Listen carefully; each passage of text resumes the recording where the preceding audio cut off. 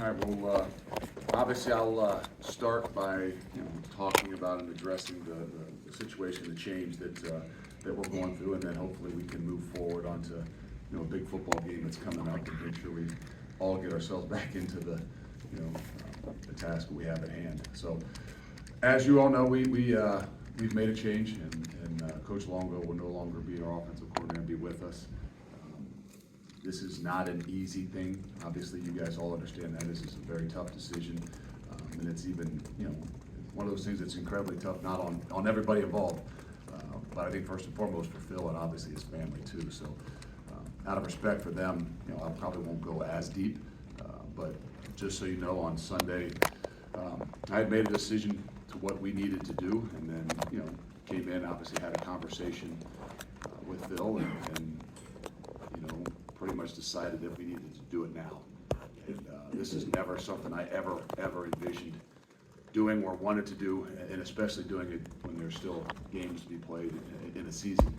But felt like for all involved, and most importantly for our program and the kids in that locker room, what we needed to do right now was to move forward. And that's, like you said, that's not an easy thing. That's a very difficult, that's a very tough thing. It's a unusual situation that everybody's going to have to be able to handle and move forward. But out of respect for Phil, out of respect for his family, just want to say that I appreciate what he has done. He did what I asked him to do when he came here to bring a system. But I think it's just at this point in time that it felt like I felt like it's the chance we got to move forward. And so we're going to do that. And we have, and now, getting prepared for Nebraska is the thing that's on our mind. So hopefully we can move a little bit forward and, shake off what happened on Saturday night, because hopefully we learned a lesson from a few weeks before that on a hard-fought, tough battle night game against Penn State that we didn't, bounce back from very well. So we've got a lot of things on our plate right now. Those guys in the locker room got a lot of things on their plate, and we got a job to do, and that's to finish this thing, especially for the seniors.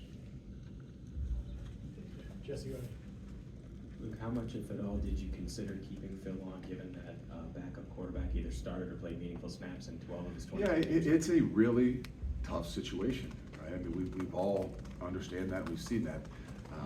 I'm not going to dive as much into it, but I'll just tell you the basic gist what I told the team. It's not about play calls, it's not about point scores, it's not about touchdowns. It's moving forward with leadership, and that's, to me, what we have to do and why we're doing it right now.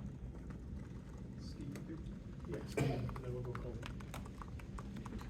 Just who's going to be calling plays for the rest of the season, and why that particular person? Why does it matter? Right? I mean, the offense will, be run, and those guys will do a lot of things collaboratively together, and I don't think it really is important as to who's calling. I guess it gives you the ability to point a finger at somebody if that's the case, but it's not one of those things I think is that important. Sometimes I think it's overrated in some ways, but it'll be a collaborative group, and those guys will have to work a lot together. As you start to look forward, what are some of the specifics that you're looking for in that position and for the offensive coordinator? Yeah, I don't want to dive into it. Obviously, I do like what we do. I mean, it's not like we want to go back and think we're going to be in 22 personnel. We got to have varieties. We got to be able to do things moving forward. We got to be able to spread the field, but we got to continue to build upon the things that we've done. And that's where it's not like, hey, how are you going to do this week? You're going to change. No, the idea is this is a progression. Right? Regardless of who's actually calling the plays, the progression is how you continue to evolve the offense in particular for what best fits Wisconsin. And what best fits Wisconsin is using the things that you do have.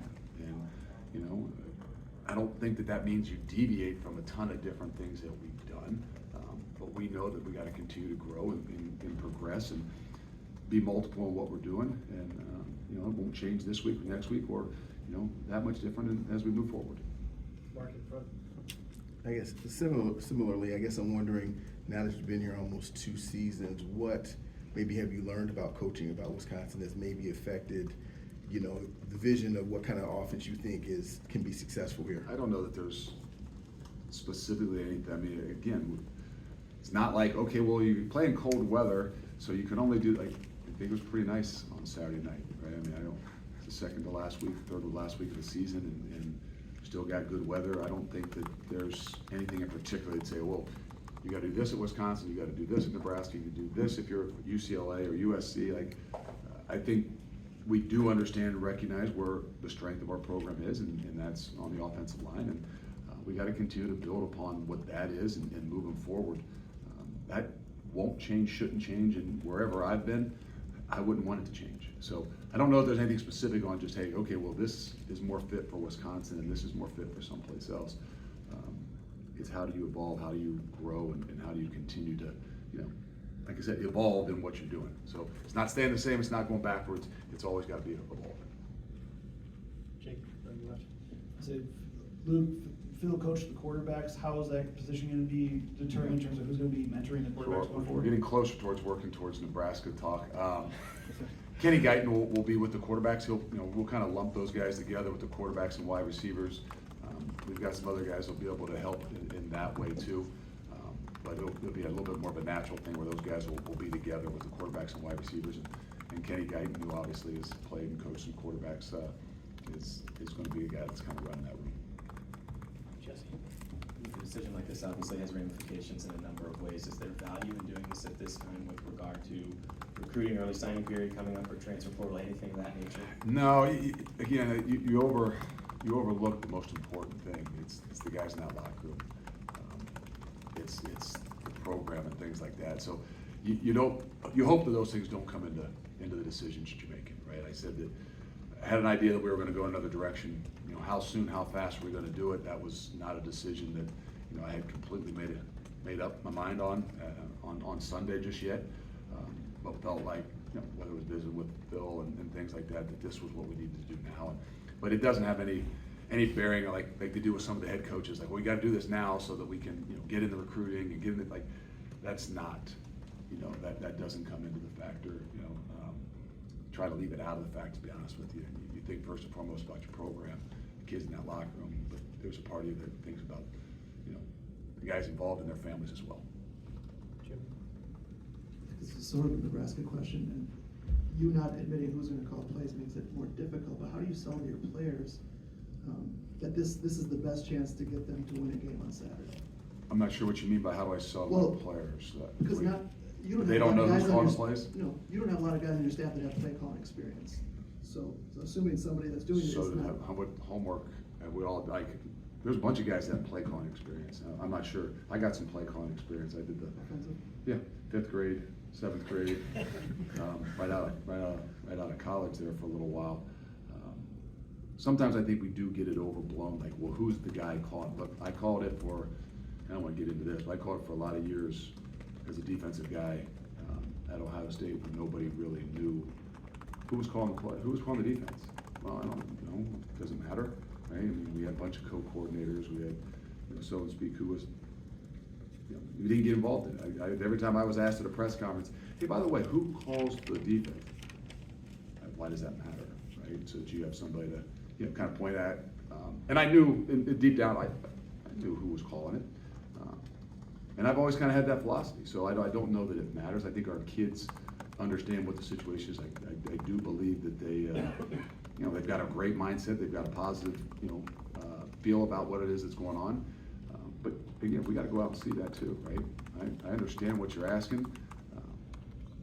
I do think that when you build relationships, guys believe in you, whether you've ever done it before or not. Right? Everybody has their own opinions, but the unique thing is, it only matters what those guys in that room believe and will go out and do. And so we still got to be able to see that. But that is something that was definitely taken into consideration as we move forward. Colton. Do you have a timeline in your mind when you would like to have the new offensive coordinator in place? Is it, kind of go back to that We recruiting play on thing? Saturday and we go to Nebraska, and that's probably the timeline that I'm thinking. This is a Monday.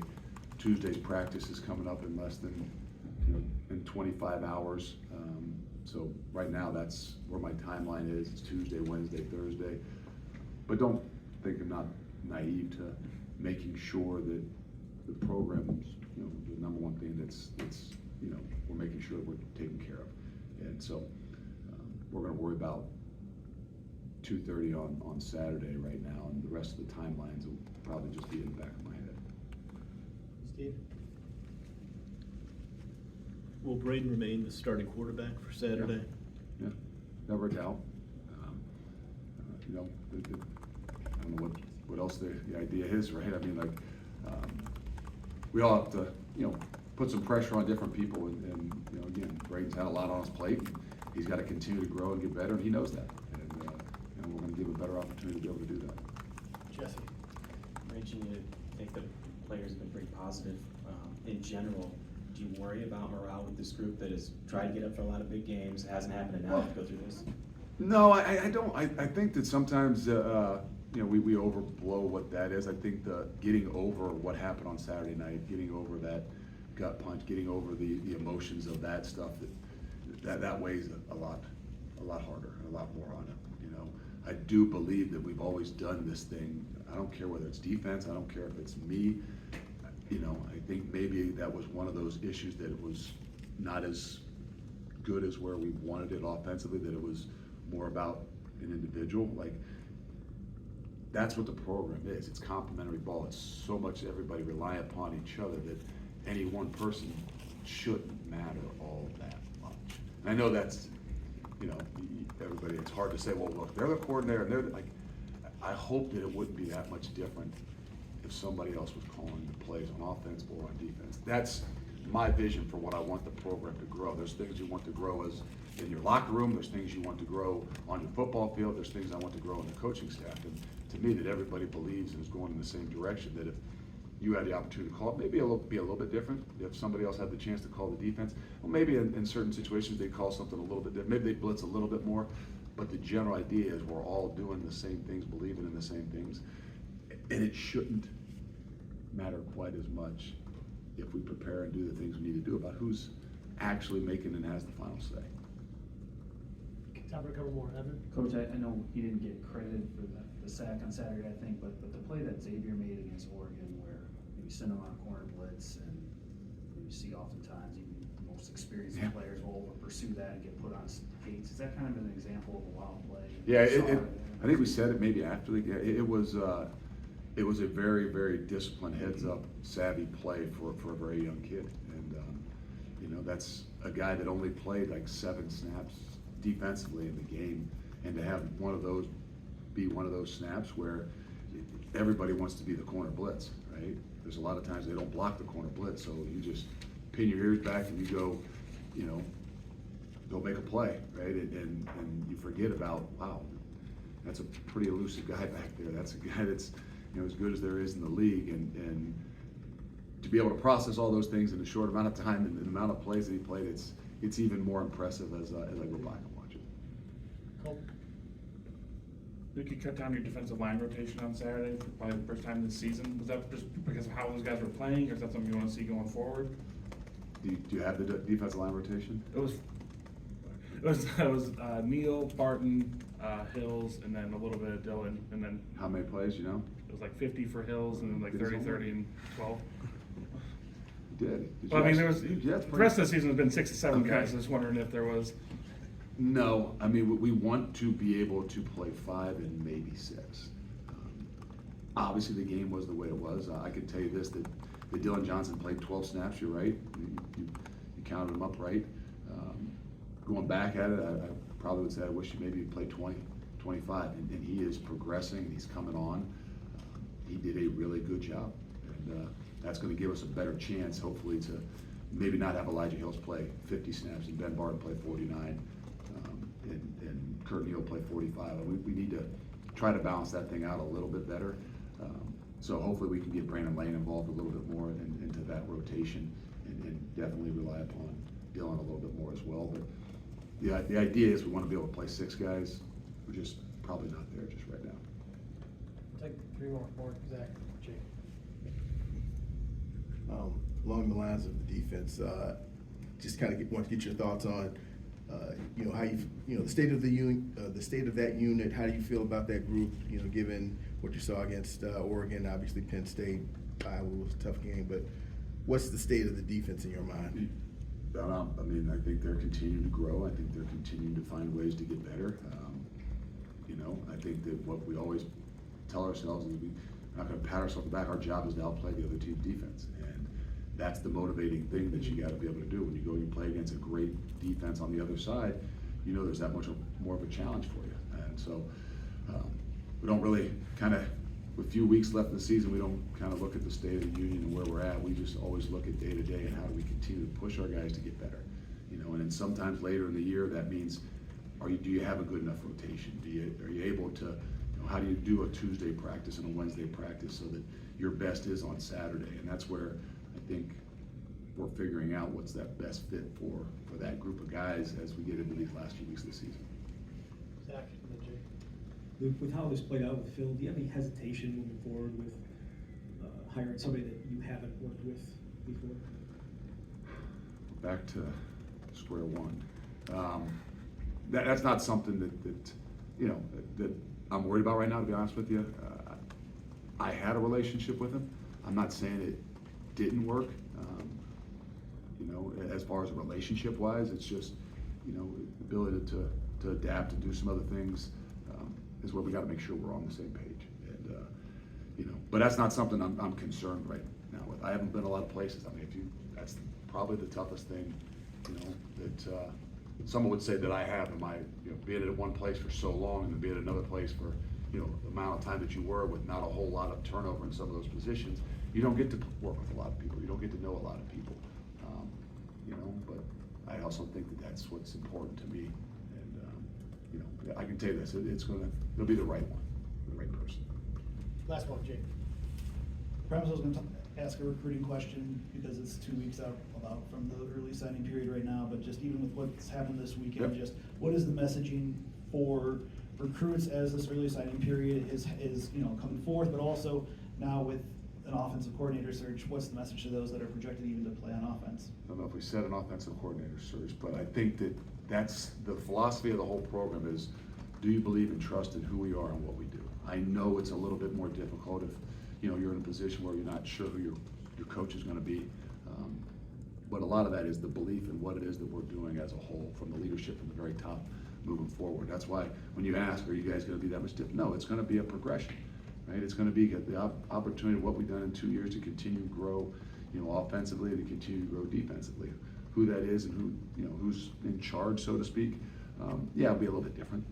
And it's something that we have to address and make sure those guys talk to. But hopefully the way that we've recruited, with everybody having the ability to touch those guys, the ability to make sure they understand who our families are and what we're all about, that changes like this don't put you in a backseat, right? It doesn't change a whole lot because deep down inside, people believe in who you are and what you're doing, and they'll have some blind faith in whatever you do moving forward. It'll be a good thing. Coach, thank you. Thanks. Thank you.